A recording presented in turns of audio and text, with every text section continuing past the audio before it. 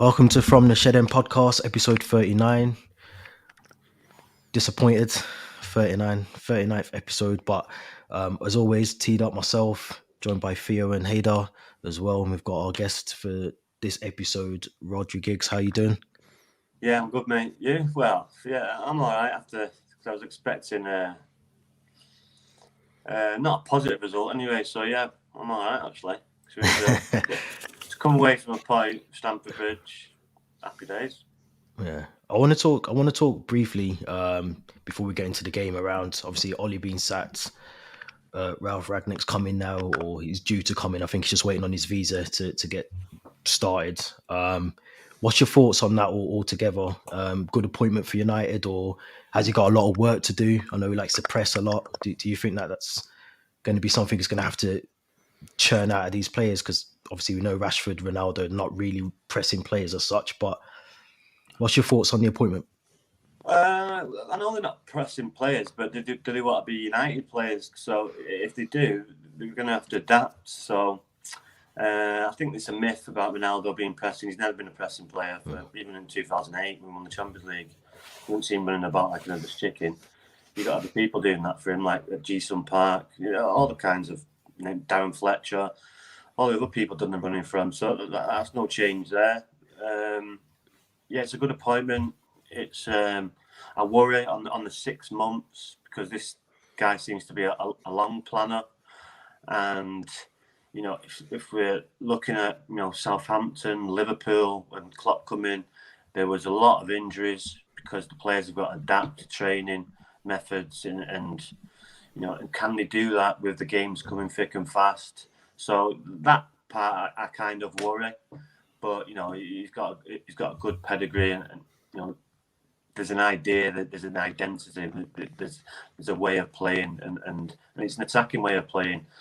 That the United playing the United way now, it's kind of gone.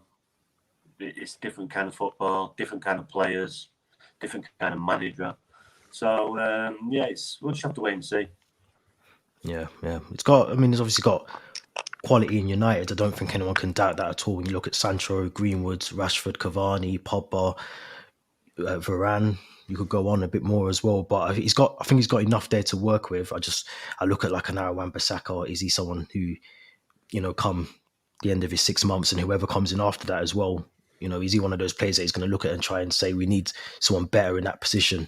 But we'll have to see, I suppose, see how that pans out. But let's go back to Sunday. Do we have to? Now you've spoken, Hayd, I'm going to start with you. Give us your thoughts initially on the game, and how did you think that we played as from a Chelsea perspective? Was it 2 points dropped? You would have to say it's 2 points dropped, especially after the match. There was an emotional reaction straight away to think we had to take 3 points, showing the domination we had. But now that I've had time to think about it, watch it over again, you do have to praise Man United for coming to take the point. A lot of people will criticize them and say they sat deep. They played for the counter, but I think if they played into our hands and tried to play us at our own game, it would have ended in a large scoreline. So you do have to credit Michael Carrick and his staff. Whether Fletcher was on the phone to the new man on the bench, we don't know, but it definitely had his prints on it. I felt like it had his prints on it, and they built from the back. It seemed, at all costs, they defended really well. They put 3 workaholics in the midfield, and they put their quick boys up front. And it's a big statement not to play Ronaldo.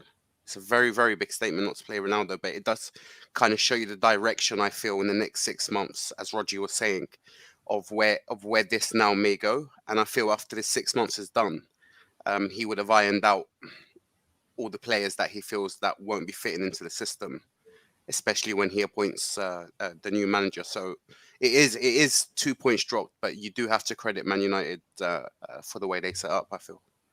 Yeah, definitely. I thought they played really well, especially second half. I thought the first sort of 15, 20 minutes, it was I thought it was backs against the wall in the first half for United. I'll be honest. I thought, I think early on, Callum Hudson-Odoi, I think it was a mistake by Wan-Bissaka, and he has a good chance. He can either pass it to Werner for a tap in, or he takes a shot on. I think De Gea makes a really good save. But Theo, just in terms of the way that we played in the first half, was it just wasted chances by Werner? Because I think he had a few. I think we had a couple of chances in that first half where if we score, we could be talking about a different game in the second half. Yeah, it was a bit disappointing, particularly in that first half. I was at the game and I could see the reaction from all those at Stamford Bridge. It was a lot of frustration, especially towards Ziyech, towards Werner. I didn't feel like it was the game for Werner. He seemed, he didn't really know what to do when he got the ball. He seemed hesitant each time he got the ball, and it was the story like last season. Every time he plays in this false number 9 role, he just ends up drifting on the wing, and then there's no one in the middle. There's, you'd want someone like Lukaku, or last season we were seeing Giroud just sit in the box and be ready to poach it or create chances for themselves within the penalty box. But, it's just, in Ziyech as well, I think he had a decent game, but he's just too reliant on his left foot. I felt like every time he'd be in a position to shoot on his right foot, he just put it onto his left foot, and then it ended up being a cross or a pass. So it was quite disappointing to see. But yeah, overall, the atmosphere at Stamford Bridge felt like it was 2 points dropped at the end of the day. Felt like a defeat leaving Stamford Bridge. Probably, but I have to agree with Haidar and Roger. Credit to Manchester United. They played for a point, and their game plan was effective. I felt like Fred, McTominay, and Matic suppressed every Chelsea attack in quite a good way, or slowed it down at least. So you've got to credit them there. And they capitalised on a mistake on our behalf in the second half, scored that goal, and it could have easily been a second mistake a couple minutes later from Mendy. I praised him a lot, but I've also been critical of his distribution, and that's where you see it there. He needs to work on that. He gets a bit too complacent at times from goal kicks, puts it for throw-ins or gives it to opposition players. And luckily for us, Fred couldn't capitalise on that mistake. But overall, looking back on the game, I think Manchester United played relatively well defensively. So maybe a point's kind of a fair result, but disappointed given the circumstances going into the game that we didn't get all 3. Yeah, I was shocked, to be fair, for their goal, for United's goal, because obviously it comes from a corner from one of our corners, and somehow it ends up with Jorginho being last man. Poor touch from Jorginho. I don't know. It could happen to any player. It could happen to the best player in the world, which isn't Messi for me. But there was a bit of arrogance to it. I was just about to say. I think he felt very confident in he was going to bring that down and maybe bring it back to Mendy, but just one of those things that happen. I thought, you look at the speed, the pace that Sancho's got, Rashford's got. It's just they weren't too far away from him. They were quite close to him. Yeah, I was good. Yeah, definitely. But I just think that was just a mistake that could happen to any player. I want to ask Rodri about the penalty decision. Would you say it's a penalty? Oh yeah, 100%. He's kicked through the back of him. It's not even a debate. Yeah, because obviously we know what Anthony Taylor's like from a Chelsea perspective. So we weren't looking to get a penalty on Sunday. We were surprised. I think they gave that, but it was one of them. It's like the Everton one. The Everton one's a bit more obvious, but it's just come from the side, or they've just got their eyes on the ball. And Thiago's been clever and quick and got his leg in front, and he's just kicked through it. So yeah, it's nailed on penalty. Yeah, I was surprised Jorginho, because he's not had the best of luck in terms of penalties of late. So for him to do his usual cool as ice penalty, I'm surprised he done that. But at least he scored. He sort of redeemed himself slightly there as well. But just in terms of Lukaku as well, Who's the third best player in the world? Well, if Messi's the first, I don't know if we say Messi's the first. For me, I would have given it to Lewandowski. I thought he definitely deserved it. I think he was almost robbed of it. A couple of years ago or last year. So I think for me, we spoke about it briefly on here, the last episode. For me personally, I think it's all about who knows who and a bit of money being passed around and favoritism. But Messi might still. It's a popularity contest. Yeah, 1,000%. Because if you look at Messi, not to say that he's not a good. I mean, he's probably one of the best footballers we're ever going to witness in our lifetime, along with Ronaldo. Ronaldo's up there, but you can't shy away from what Lewandowski's been doing in the Bundesliga. People say it's just the Bundesliga. But he still deserves his Ballon d'Or. Does it for Poland, doesn't he? Though week in week out against all the teams. So Just Yeah. real quick, Rodri. I know we're seeing the comment there about I tried to avoid it. about Carrick being. Do you feel the way they set up against Chelsea had any of his prints on it, or any of his thoughts on it, or do you think that all came from Ralph? No, yeah, I think that's all come from Carrick. Looking at Ragnick, he's more attacking, not a defensive false nine. He's more on the front foot. So no, I don't think so. If you've seen before Ollie got sacked, Michael Carrick used to have an earpiece, so he was always talking to someone in the stand, and obviously Darren Fletcher's took over that role. So I just don't see And do you feel? Rather Scotland, someone in the stand watching the game, and he's just feeding the information back. Do you feel Carrick will be staying off with the staff when Ralph comes in? Or do you think he'll get rid of Carrick? By the looks of it, they're all staying, which is it's puzzling to me. It's puzzling. Puzzling, isn't it? Yeah.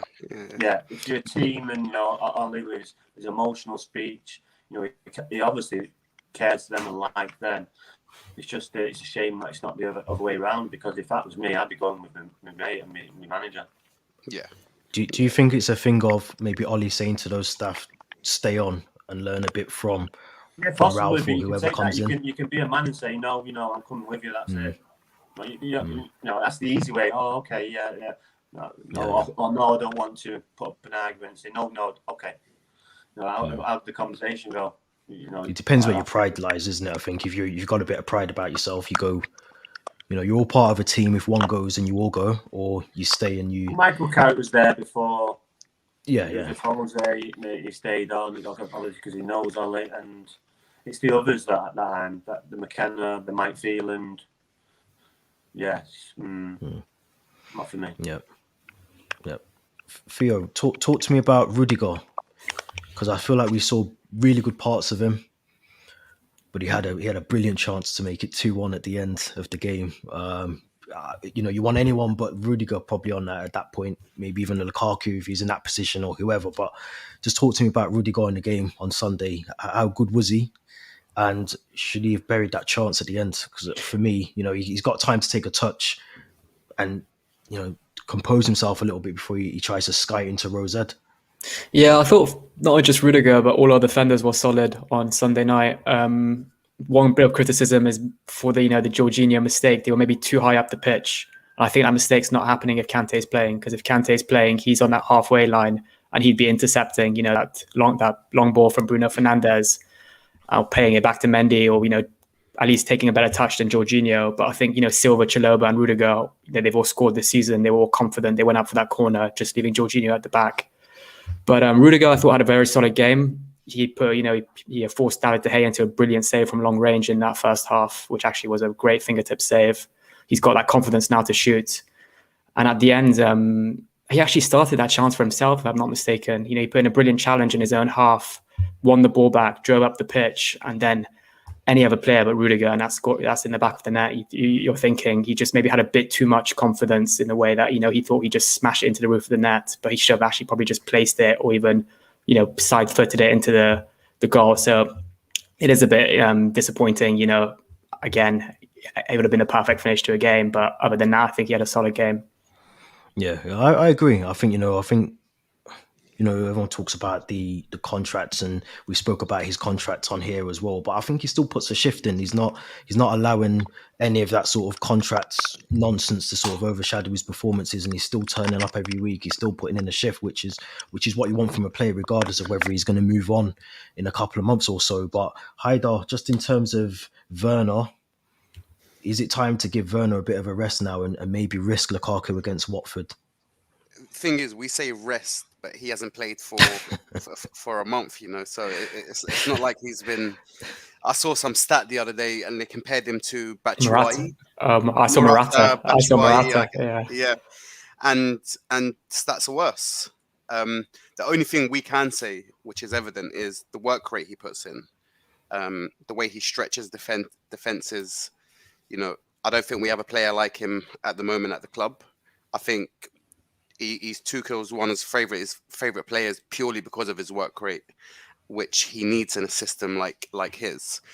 But I think by Christmas, if the stats don't go up, if the performances don't get better, then he's gonna have to get dropped. He's gonna have to get dropped because we did do so well without him as well in the team. We won quite a few games when he wasn't in the team. So going forward, he's gonna have to pull his socks up for me. And then obviously with Watford coming up tomorrow, what would be who would be your guy going forward? Would it be Werner? Would you stick with him? Would you risk Lukaku? Would you put maybe Pulisic back in that position and see? I wouldn't put Lukaku in yet because I think we saw when he came on against Manchester United, he wasn't fit. There was no way he was fit, and I did feel like it was the last throw of the dice. They have a lot of injuries, Watford, so I don't feel like we need to overthink in terms of our selection. I feel like any 11 we put out should be putting them away. There's no excuses with that. I would like to see Havertz back into the team. I feel like he does link the midfield and the strikers quite well, and I don't think we have that apart from Lukaku. So I would drop Werner and I'd put Mount and Pulisic either side of Havertz. I'd have to agree with that. I think all three players that started up front against United should be given the rest. I think Hudson-Odoi started 9 games in a row now. He's put in some brilliant performances, but he does need a rest, I think. Same with Ziyech. I think he started the last 2. He's looked decent, but rest him. This game's coming 3 days after United won. So I'd agree with Haidar, Havertz, Mount and Pulisic for that game. Yeah, it's going to be... you look at all the injuries that Watford have got at the moment, regardless of that, we should be beating Watford. And there's no ifs or buts. We've had sort of 2 games now where we played really well. We've done really well in terms of the football, but we haven't come out with the points. So I think in terms of Watford, we've got to rectify that. And obviously look at the table now. I think we were 5 points clear at one point. You look at the table now, obviously City winning, Liverpool winning. It's a point in it now. I think we're on 30, City are on 29. But Rodri, I'll ask you about United. Obviously, you've got Arsenal up next. Michael Carrick's still in charge, as far as I'm aware, because of visa still not sorted. What's your thoughts going into that game from a United perspective? It's a big game because they're above us. I don't know if it's 4 or 5 points above us. So Arsenal seem to be a little bit of a run as well. So it's a big game. So and obviously the manager will be there, but if he'll be on the bench, I don't know. The reports are he's in England now, so I'm pretty sure he'll be at the game. So yeah, it's interesting. We should be beating Arsenal at Old Trafford. Come on, let's have it right with the players we got. If it's set up right and we perform like we can perform, yes, the first half at Chelsea, but the second half we seem to play a little bit better on the front foot, a little bit more. So, and Arsenal are not Chelsea, so we should have given a good game and hopefully come away with 3 points because damn them Arsenal lot, they can be annoying. So. Yeah, we ought to beat them. Just on that point, Rodri, do you think United will set up the same way they set up against Chelsea, or do you feel like they'll take the initiative, maybe throw in Ronaldo now into the lineup and try and dominate that game? Yeah, like I say, Arsenal are not Chelsea, so I can't see them setting up the 3 central midfielders, holding midfielders at Old Trafford. On a night game, no, I can't see that happening. And Ronaldo being on the bench, Mike Carrick wouldn't be able to get out of Old Trafford. Never mind. So, I'm pretty sure it'd be roles reversal and it'd be all out attack. Obviously, you've got to be wary of Arsenal because they have got speed and they've got decent players. But we're at Old Trafford, we can't be scared of Arsenal. I think he's scared of our podcast. But no, I think he's right. I think obviously you look at United. Like I said before, they've actually got decent players in that squad. And is it just a managerial issue? I would probably say it was. I think Ollie was obviously the wrong guy to get those guys working as they need to. But 100%, I think you look at that team, they should be beating Arsenal. I do feel like they do need to dip into the market in Christmas for a central midfielder. As good as the three in midfield did against Chelsea, they don't have a central midfielder who can get on the ball and just kind of take control of the game. And it's evident. It's very evident to see when you watch Man United. It just goes from back to front. There's no transition play. There's no one through the middle, linking up the play, and I think that's going to be their main focus this Christmas. Do you agree with that, Rod? I see. I do and I don't, because you don't really get much quality in January. Or the big teams don't want to let the players go because they're in Champions League or whatever. But this looking into this Ragnar, I see him using Jesse Lingard a lot. So you can see Jesse Lingard coming into the fray a bit with this manager. I reckon. I just don't. We'll have to wait and see. But yeah, we do need a proper holding, ball hugging midfielder who can dictate play. They're hard to find. So to coming in January, if there's one out there, he might have already identified one, but it'd be sort of always difficult. Like I say, they're hard in January to get good players in. Yeah, 100%. One thing I did want to speak about today, obviously last week I said we were the best team in Europe. Haider and Theo said we were the best team in the world.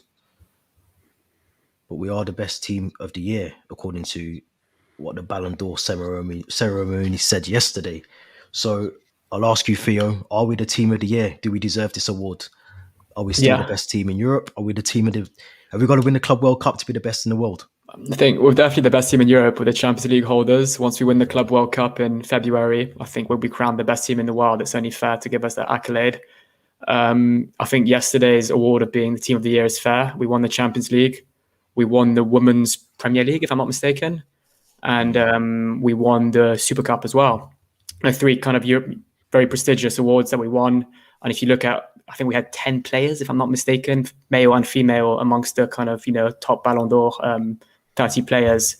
So we were up there, and you look at the year we've had and how Tuchel came in January. And since he came in January 2021, we've been, very, very, efficient. And we've started the season very well at top of the league.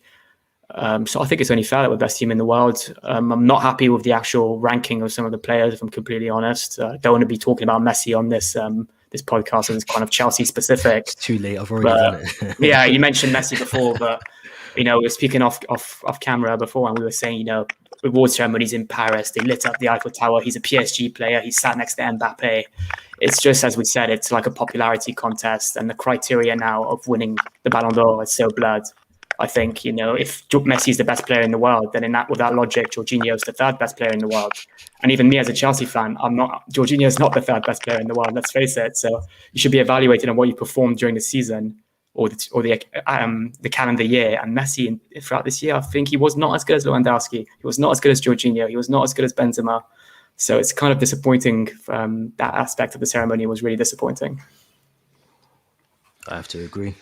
I mean, I try not to take too much notice of the Ballon d'Or, and I don't feel that's where credibility should be given, and that's kind of pedestal for who's the best player in the world. It's a corrupted system. I don't want to go too deep into it and stuff. I think we all do know there's a lot of payments and friendships involved when it comes to at the Ballon d'Or. You have Ronaldo, releasing comments and statements, as soon as the event's getting underway. So, to me, it doesn't hold much ground for me.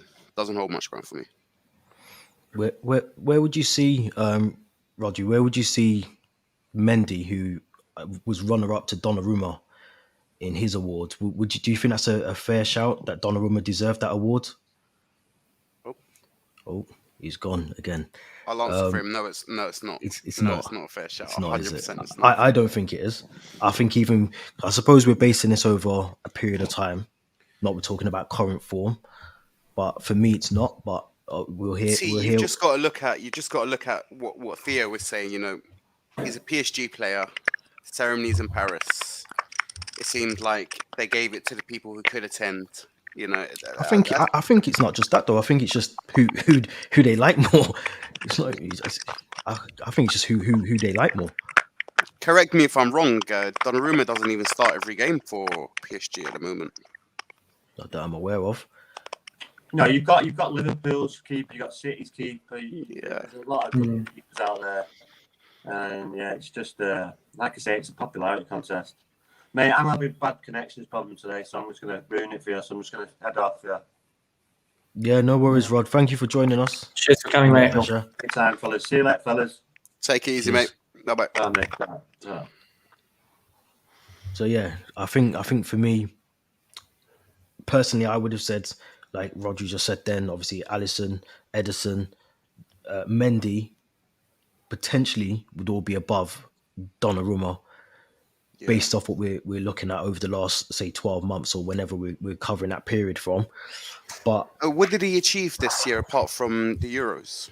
this is what I'm saying. It's You a know, bit because crazy, you know. and again, if you're going to go off the Euros for giving him that trophy, then Jorginho's won the Champions League and the Euros. You know, it's just there's no agenda. logic. There's no There's no criteria. logic. We don't know what to go off. We don't know what to base it off. I mean, even I mean, I think he's a fantastic footballer. He was brilliant for AC Milan last season and had a great Euros. But the Danish centre back, Jar, I think it was, he was. That was more of a sentimental. Yeah, I think wasn't it? because of what happened with Ericsson, maybe they felt like they wanted to include him. And you saw the reception he got. Everybody applauded him when he was awarded.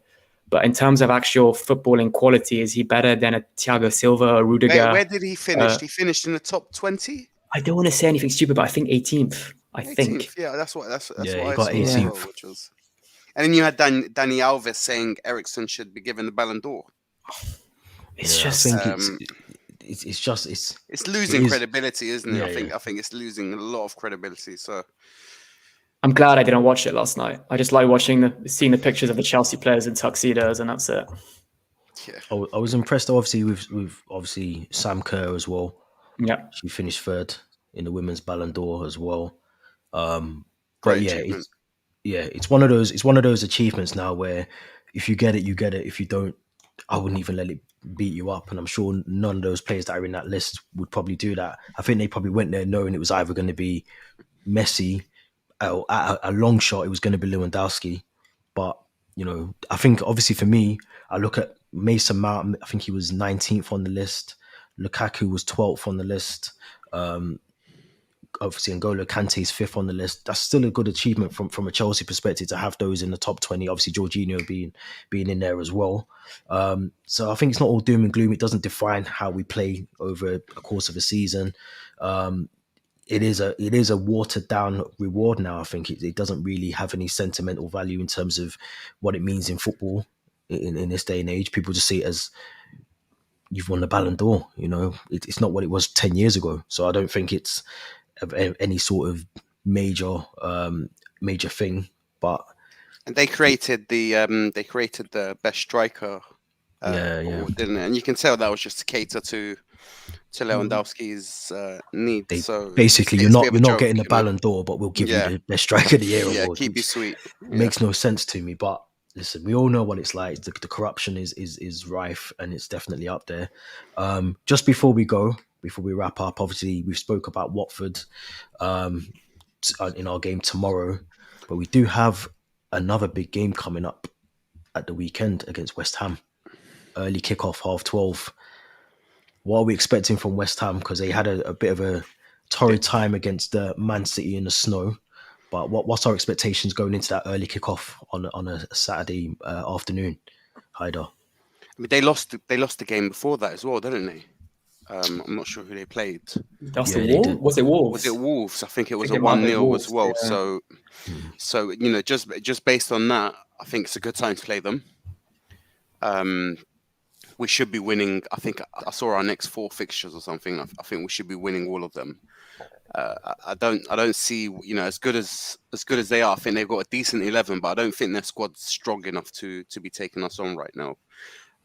So on that, yeah, it's definite victory for us. That's what I'm gonna predict, and I'm gonna predict that we go on a decent run now as well.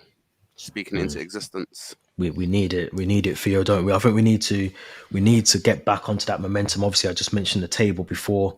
You know, we're 1 point ahead going into tomorrow's. Well, I think there's fixtures start tonight, but in terms of our fixture tomorrow, is it a case now that we can't afford to drop points at this period of the the Premier League with City, Liverpool on our tails now.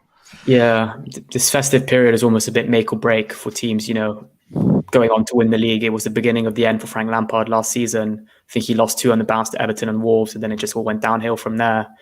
But I do agree with Haidar. We've got 4 relatively easy fixtures. We're playing a really out of form Everton quite soon after, Leeds as well at home the following weekend, who have been absolutely dreadful this season.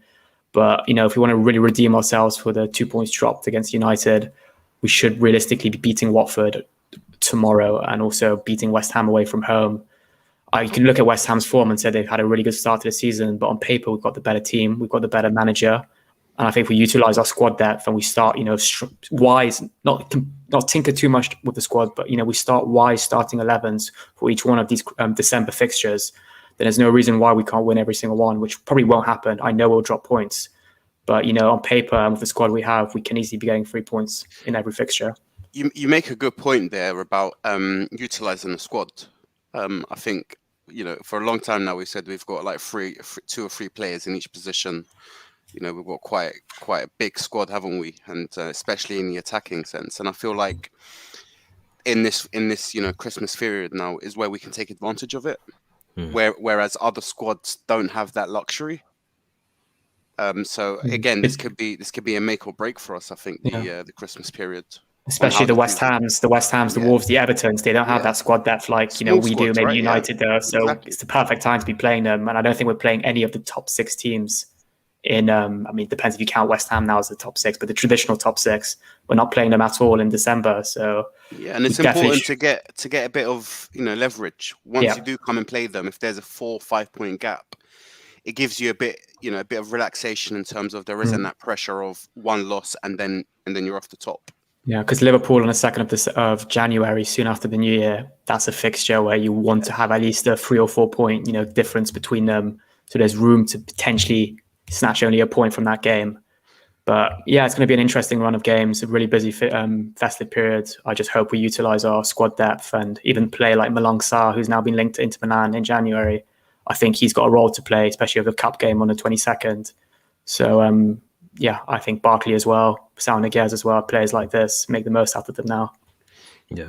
T, what do you think of West Ham and Watford game? Mm. Do you feel I think Watford is a game where we need to put the 2 sort of, I like to call them poor performances behind us. I think we need to step back on the treadmill, so to speak, and get back to it. Because I think, obviously, like I just mentioned, we can't really afford to be dropping points. There's a big derby game in Merseyside tomorrow with Everton and Liverpool, and you'd expect Liverpool to win that game. And the same for City. I'm not sure who they're playing, but in terms of their games, they look like a good, we know what City are about already. So I think against Watford, for me personally, I'd definitely bring back Mason Mount into a game like this, because when he came on Sunday, and with Pulisic as well, they definitely made a difference in those kind of games where energy, isn't it? Creativity is what we lack, I think, sometimes. And we mentioned Werner and how he plays, which is brilliant, but sometimes he doesn't have that link up play, just isn't there. And I think Mason Mount is the one that does a lot of that. So I'll definitely bring him back into the fold, definitely for Watford, and again for West Ham. I think he's crucial. But I agree with you both. We've got a relatively, I hate to use the word easy, but we've got games where we are the favourites to win. So I think amongst Watford and West Ham, we should easily be beating them, the 2 of them. And I think we need to, we do need to tinker with the squad. I think we need to bring in some of those players that we aren't really using as much, a Ross Barkley or a Saul Niguez at last resort. But I don't want to tinker with it too much, because I think then it takes away a lot of the hard work and a lot of the tactical sort of background that I suppose Tuchel puts in place. And when you start tinkering with the squad too much, it does disrupt the harmony of the squad as well. And you don't want to. So it's a fine balance. I agree. We've got to get those players in, because why have a big squad if you're not going to use it? But you've got to make sure it's the right balance as well. So I think it's just a case of making sure we rest players when we can. Obviously, we've got Brentford in the cup. We've got a Zenit game in between that sort of busy fixture period as well. So we've qualified for the Champions League already. So that you can rest some players. You can rest some players for that. I do want to top the group, though. I do want to top the group in the Champions League. Yeah, just want to get your opinions both on Alonso. In the Man United game, do you think it was just a matter of? Do you think it was a matter of rustiness though? Do you No, think it was a matter of- scapegoat. I think he wasn't that. He was okay. I think he wasn't as bad as Werner or Ziyech, but Chelsea fans just love to point the finger to Alonso. And I do agree there was a bit of rustiness. He hasn't played as much football as maybe he had before October. I agree. Yeah. So I think it's just Chelsea fans, as soon as we drop points, they like to find a player to scapegoat. Yeah. And it's often been Alonso or more recently Werner. And I was on another podcast yesterday, and we all agreed that Alonso actually had probably about a 6 out of 10 game. But it did look slightly better when he came off. But maybe that's because Pulisic's a bit more offensive, and he was taking on players really well. So And we went gung ho at that point. Yeah, we did. We were playing. It was all out. So it is an option maybe to play a Pulisic, in that position, or even a Aspi against Watford. But I think Alonso's got every right to start that game as well. Yeah. I think you hit the nail on the head in the last episode, Theo, when you said having Ben Chilwell was the firework that was constantly up his arse in terms of Alonso in the nicest way possible, because it gave the two of them the competition to want to fight for that position. And I feel like now, not to say that he had a poor game, because I don't think he was that bad, to be fair. I just think I think he's very good defensively, but going forward, I don't think he's as confident as I would put Chilwell. I think Chilwell gets forward a lot more, in my opinion, but he didn't have a bad game. I don't think he was someone I would point the finger at, but I think now that competition isn't there between him and Chilwell, do we see a bit of a... Yeah, he might drop down a level potentially. And he has done that before. We've seen it with Alonso, where he hasn't given his all, or he hasn't played maybe to the levels that he can. And when you've got someone competing for your position, you do put in an extra 10% because you don't want to lose your position. So He did look rusty, but again, he hasn't played I think you just said October or sometime then that he hasn't played a game. His last game was Malmo away, if I'm not mistaken. Oh, I've got faith in him. I know what he can do. He's been a great servant for Chelsea. He's won league titles with us. He's won Premier League, Champions League with us. He's a smart player. Yeah. Left wing back's his position as well. It's not left back, left wing back. Yeah. And I do feel it's a matter of 1 or 2 games, and he'll be kicking again. I even think he'll get goals. Well, he was getting them before. If you remember, he was scoring goals before Chilwell was cementing the place. But I do think as well, in terms of just injuries, obviously we're kind of picking them up still as we go along. I still think, obviously, depending on how the severity of Ben Chilwell's injury is, we still need to assess that position come the next 6 or 8 weeks, whenever Tuchel's expecting an update on Chilwell. Because I think if it is a case that he's going to be out for up until March, April, we definitely need to look at bringing someone else in, or recalling someone maybe that can just provide that cover just in case we do lose Alonso. Like I mentioned in the last episode, check Cudicini all over again.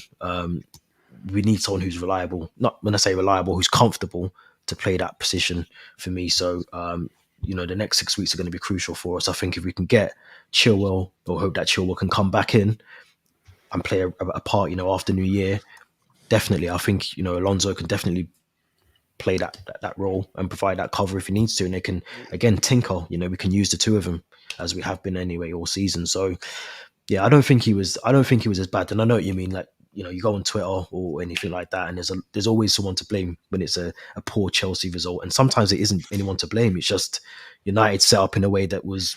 That's it, isn't it? They set up so deep that not only our attacking players had no space, but it was like as soon as the defense wanted to come up, it was just a roadblock, wasn't it? And it was so congested in that area that not a lot of players can do stuff. So I wouldn't just throw it on one individual. Definitely not. I couldn't put anyone down as a bad performance on Sunday. I don't think people will say Jorginho for the touch. That can happen to Messi. Any player can just try and bring the ball down, and it just your touch isn't always the best. We played the way we've been playing for the past few months. There was nothing different about it. The system was set up to dominate. It dominated. It was literally just a matter of tucking away the chances, and that's kind of been the story of our season. For the last so far, 2 seasons, we should be used to it by now. So last 2 home games, Burnley and Manchester United, 49 shots, 10 of them are on target, 2 1-1 draws. It's just we're not clinical enough. We're not doing anything. I would have liked to see Loftus-Cheek shoot more. He was in positions to shoot, but he'd always just pass it to one of the wing backs. This is one of his problems, I think. It is one of his problems. He has it in his locker. Yeah, He has it in his locker, though. We saw it in the Sarri season. He can score goals from There seems to be a fear, though. There seems to be a fear as soon as he enters that final third of. It's like a deer in headlights. Yeah, and it's Like, worrying. what do I do? What do I do? He looks up, and it's like, no, you've got the strength, you've got the power to absolutely bulldoze and just let one rip, And I feel like when it happens once, I agree. I feel like he'll realize, okay, I do have this on my locker. And he's done it before. I mean, we've seen it in, I think it was in the Europa League where he scored a hat-trick. And he's got it. Yeah, he's got it in him. I know, obviously, the team wasn't the best, but in terms of what he can do, we've seen it. So he's got it in there. And I agree, he's got everything about him. But as soon as he gets into that final third, he's almost looking to pass the ball rather than, shoot. And that's all he's got to do. And I've said that before. That's the only thing I think he's got to add to his game. And, he's obviously doing something right because he's definitely in Tuchel's plans. Otherwise, he'd be on the bench with Barkley. So he's doing something right. He's just got to get that final part of his game. But we didn't boo the players off like Brighton. So we're doing something right. Or Everton. Right. Or Everton. Yeah, I forgot about the Everton one. So we're doing something right. We're still top of the league. We're crowned team of the year. Been there now for how long? What is it going on? 2-3 months? I think and it feels like a defeat to me. This game, which is a good sign. It's just very promising. Yeah, exactly. So if I'm feeling like this after a point, there's more positives to take out of it than the negative. So for me, we're not going to win every game this season. We're not invincibles. We're not. Those days are gone. So I think we got to take these kind of defeats, but these 2 points dropped, just take them on the chin, and providing it doesn't become a habit, that's when the concern for me kicks in. But at the moment, we were playing a team that have changed their manager, and obviously things are changing for them at the club. It was always going to be difficult if you got players defending the way they did. So I'm not disheartened by it. And I said that on my other podcast on Sunday that it's just one of those games. It's frustrating as a Chelsea fan to see that, but you just got to take them on the chin. And yes, we were lucky to get a penalty, but we still had plenty of the possession of the ball. We had enough chances to score goals. So that's on us. That's on us as players. That's. At no point in that game, at no point, even when they were trying to counter or we made mistakes, did I feel like, oh no, like we look, they're going to blow us away now and they're just going to dominate. And at no point. And to say that against so-called Big Four team, it's a positive itself. I think my only two oh no moments was Mendy giving the ball to Fred. And my other oh no moment was Jorginho trying to control the ball and he just miscontrolled it. That was it. I can't remember any other. And the linesman was a joke. The Ronaldo offside as well. Yeah, that was a bit of an oh no moment. But which led to a corner, and had they scored from that corner, I would have been doing all kind of vulgar gestures at Stamford Bridge. Yeah, that was I think Tuchel would have been arrested in the stadium if that. He was going booked, crazy. He got booked. Yeah, he got booked. I'm not sure what for. I think it was for that offside, wasn't it? So yeah, he went crazy. I don't blame him. But look, we've got some good games coming up over the next 4 days or 5 days. So I'm sure we'll be back in our positive ways even more so after Watford and West Ham. I think we've got to get 6 points out of them, and I think that's a no-brainer. We can't afford to drop points like we've just said. So it's going to be crucial. It's going to be interesting. I think Thomas Tuchel might have a press conference today, actually. So we're probably missing it as we record right now. So it's going to be interesting to see what comes out of that. Who's what questions are thrown at him. Some of them are a bit crazy, but it's going to be interesting to see what happens in the next 4 or 5 days. And hopefully we're still top of the league. That's all that matters at the end of the day. We're top of the league. That's all that matters. That's literally it. We shall not be moved. Yeah. Famous last words. It's not 1 week, I don't know exactly how long it's been, but 2 months, 2.5 months now, maybe. And once you build on stuff like this, it becomes, you enforce it, and 2 months becomes 3 months and 4 months, and then people look at us like, oh, they're impossible to knock off. They're not losing. They're drawing games or winning games, and like you said, this is the mentality we need to have now going forward. Just be positive about results because of the way we're playing. I think it's interesting as well because obviously, like I said on the last episode, we've got a game every 3 days from now until the end of December, and I think that's actually a good thing because that will allow us, if we do drop points, you haven't got to wait 4, 5, 6 days to then play another game. We haven't got the time to even think about United at the moment. We've got to move on and think about Watford now. So I think that for me works, especially as a fan. I prefer that because I don't want to dwell on a game for too long and then exactly. And don't forget, other teams are playing just as much as well. and the more other teams play, the more chances they might drop points as well. So it's it's not just purely based. We are top, and everyone will look at us and just put that as the kind of pedestal. But I feel like Liverpool have it in them, Man City have it in them to drop random points here and there. So like you said, it's not all doom and gloom. 100% not. 100%. Let's quickly do our predictions for Watford. Theo, I'll come to you. What's your prediction? I'm not going to be too confident especially after that United draw, but we've got every reason still to be relatively confident. So I'm going to say 2-0 Chelsea. I'll up that by 1 goal. I'm going to go for a 3-0. I'm going to go just because I've just seen Theo sent us the list of injuries, and yeah, I mean Sar's one of the guys I would look at and say, if someone can cause something out of nothing, it would be him. And the fact that he's not there now, I look at their central midfielders and I feel like it's something that we will dominate. So it's just a matter of if that 1 goal goes in early on, I do think then the floodgates will open. Yeah. And for that reason, I'm going to go for 5-0. Yes, T. I'm going to go for 5-0. And if it is 5-0, we're doing an hour-long special. I think it's going to be. I think the United game, the Burnley game, surely Tuchel's going to be saying to these players, "Look, this is our moment now. We've got to kick start the season again and start getting the 3 points every game." Send the message out. Yeah, reaction. Similar to Norwich, kind of. When we won 7-0, I felt like a lot of other fan bases were looking at us like, "Oh, they mean business." They're quite serious right now, and I think a 5-0, a 4-0, a 6-0, just a demolishment will give that message back out again. Of we did have a little draw against Man United, who's a decent team, but we actually are here for the long run. We should be beating Watford. There's not. When I say that, I don't mean we should be. No, we should actually be hammering Watford. I know he's on loan in Italy, but don't let Timo Bakayoko anywhere near Vicarage Road. That's all I'm going to say. And on that note, we're going to end the episode. That's going to be the title. But for anyone who's listening on Apple or Spotify, you can find us on YouTube. Just search for From the Shed End. Give us a subscribe, like, and comment. Let us know your thoughts on this episode as well. And if you're watching on YouTube, you can also find us on Spotify and Apple. Again, just find us on there by searching From the Shed End. We're on Twitter and Instagram. So for Twitter, it's @From the Shed End. That's all one word. And on Instagram, it's @From the Shed End with underscores between each of the words. So again, follow us and let us know your thoughts as well. But this has been episode 39. Haidar, Theo, as always, thank you very much for joining me. It's been a pleasure. I feel happier after Sunday already. I'm looking forward to Watford. Let's go. Episode 39 out the way. Thank you very much for listening.